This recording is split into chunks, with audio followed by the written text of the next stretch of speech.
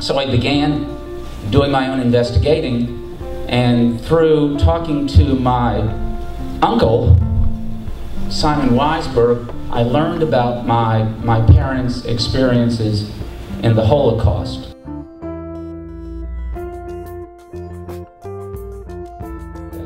My parents really never spoke about their experiences because it was such a tragic moment in their lives.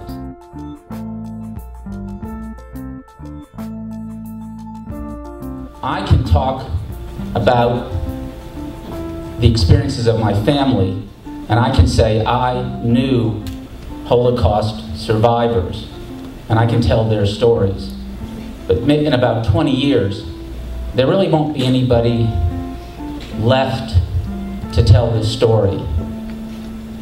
From that perspective, I didn't realize that my parents had this horrible past and had lived through these horrible times. And I try to imagine that, just imagine if you hear that your parents are being told by this invading army to appear at this point, at this station, or this field, and there's nothing you can do about it, and the next thing you know, they're gone. And so, one by one, this family just disappears. Here you are trying to figure out, what are they doing with me? What's happening to me? But where is my family?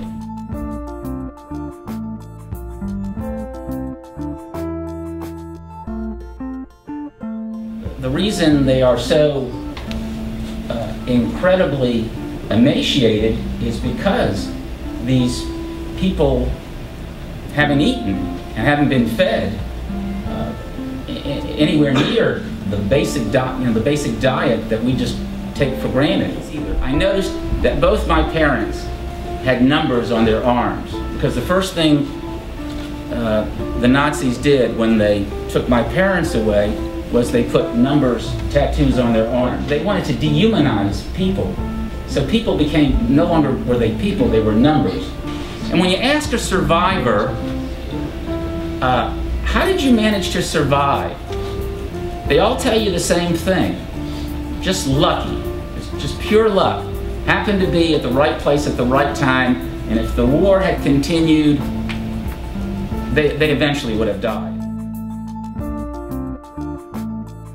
You know, we sort of, when we study history and we think about what happened in the past, you know, there are a lot of things we're tempted to judge.